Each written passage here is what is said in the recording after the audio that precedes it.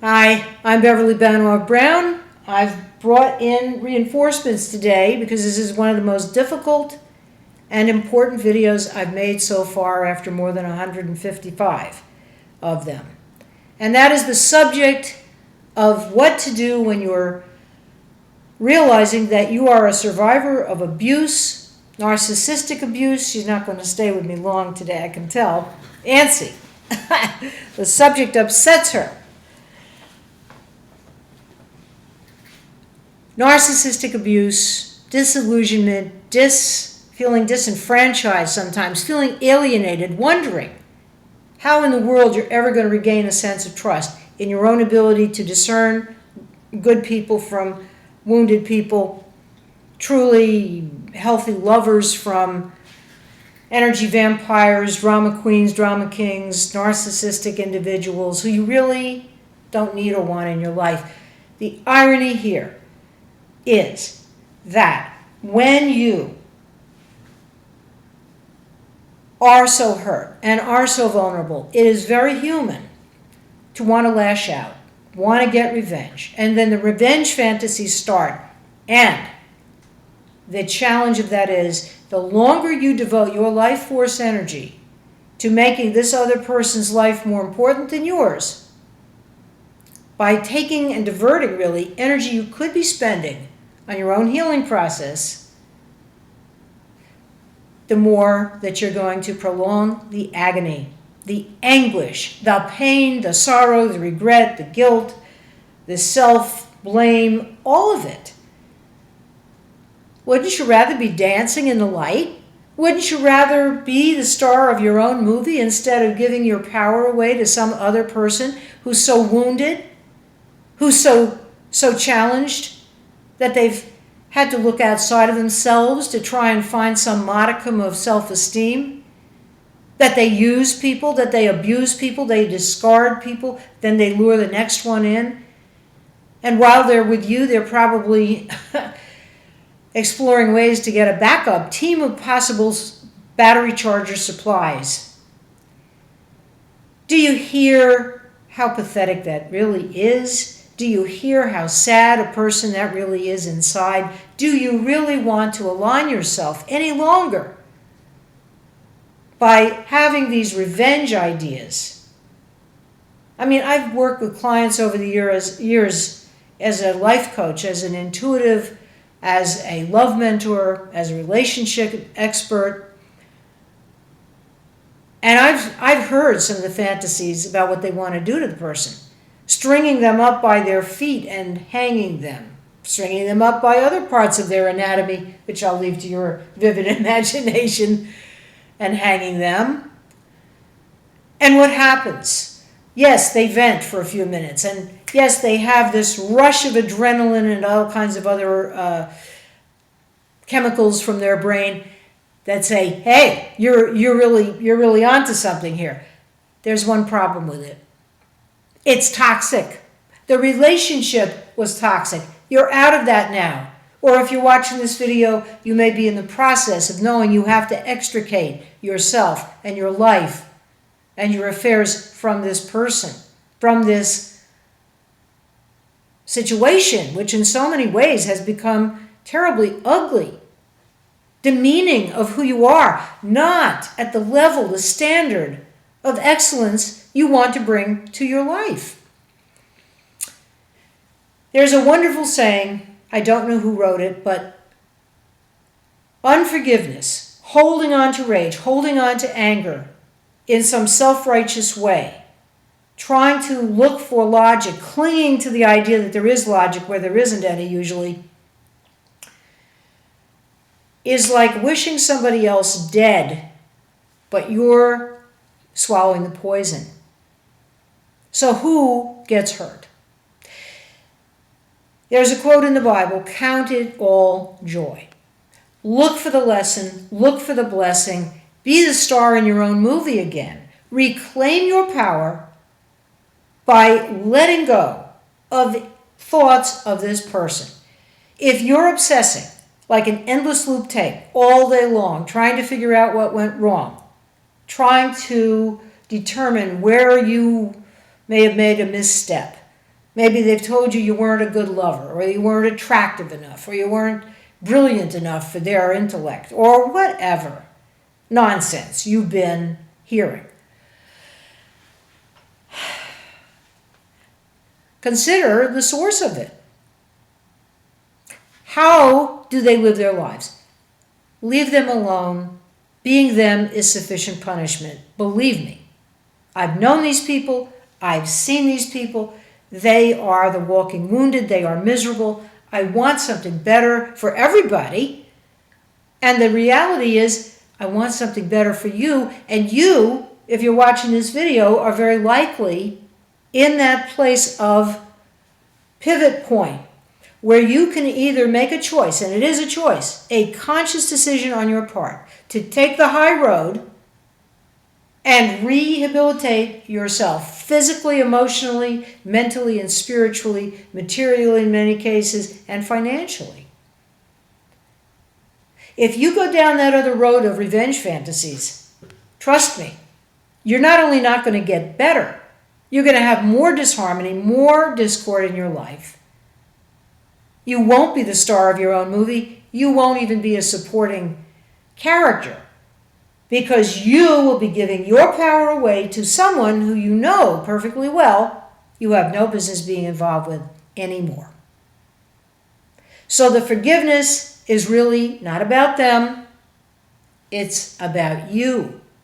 They don't have the conscience developed sufficiently to know right and wrong in many cases. Some of them are quite sadistic. Some of them are quite masochistic.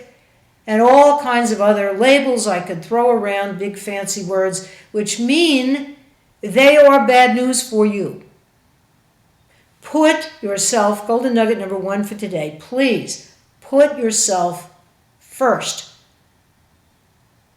Let yourself feel the feelings, next golden nugget, let yourself set aside time every day to feel the feelings of hurt, of rage, of anger, of confusion, of fear that you won't ever get what you want in the love department. And know that the way out is through. And then, after setting that time limit of maybe 10, 15 minutes at the most, make an agreement with yourself that you're going to do something beautiful for yourself to nurture you today. The best food, the best rest, recreation, time with friends, time in meditation, time in prayer.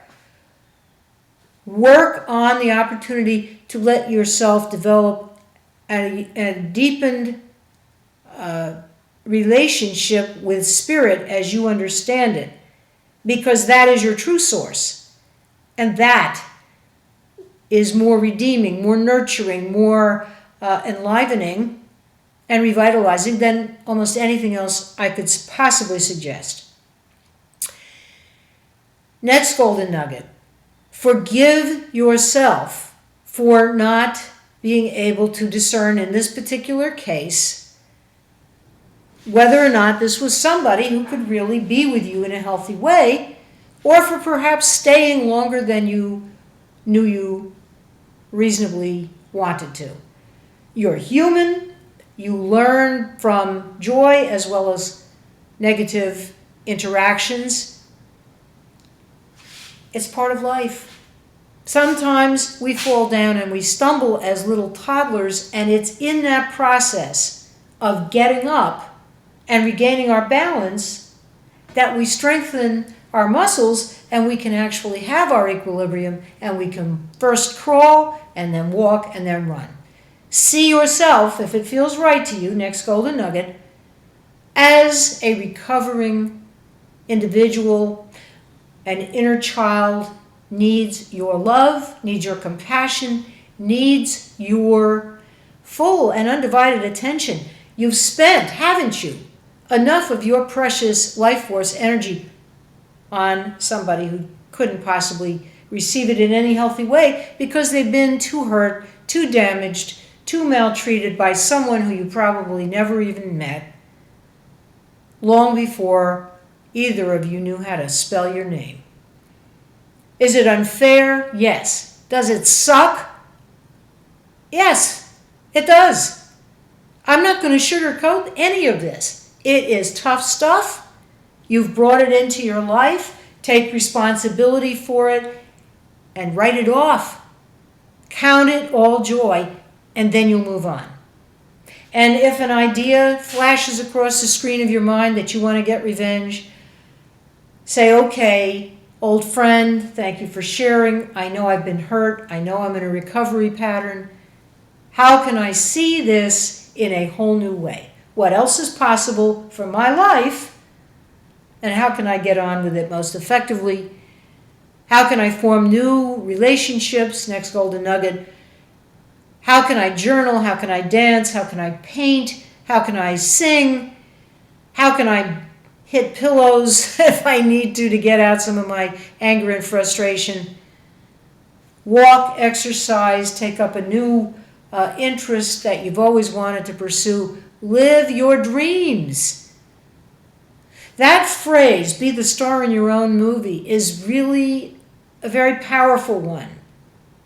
You know I don't talk in jargon if you've watched my other videos. I believe in a very nuts and bolts, down-to-earth approach. And the next golden nugget, of course, get some professional help. If you feel that your sleep, your digestion, your ability to focus, your ability to stay positive is being compromised, make sure that the person you work with has an awareness of narcissistic abuse. Don't just go to anybody. Make sure that they have a very extensive background. This is a specialty unto itself. You're a survivor, you want to be a thriver. Let go, next golden nugget, let go of any label that puts you in a victim stance. Because as long as you're looking outside of yourself and you're blaming somebody else, you are disempowering yourself every single time you do it. I know this is hard to hear. I say it with love. I say it with respect. I say it with compassion. I have been there. We've all had our own unique experiences. I'm living proof. You can get over it. You can learn to discern adequately so that if you start to see the red flags, you will take off your rose-colored glasses, or better yet, you'll put them away and you won't use them anymore. Because look at all the trouble they got you into in the first place. I rest my case. I'm Beverly Benoit Brown. Please, if it interests you, I have many other videos I've made for you in my library on inner peace now, radical gratitude, joyful marriage. And there really are many out there who are happily mated. And one of these days, I believe after a healing process, you can be too, if that's what your soul really yearns for. Authentic dating, about vanishing twin syndrome. Did I mention mindful parenting? Yes, and parenting with heart. And a few other subjects on holistic wellness. Free of charge. Please, if you haven't already, consider joining what is becoming a very beautiful YouTube community that I love to hear from. And I would appreciate it if you would do a like, subscribe, communicate with me directly if you want to, right below the YouTube screen. I'm not that hard to reach, and I really do make a very concerted effort to respond to every one of you personally. Until next time, bye for now, and many bright and beautiful blessings.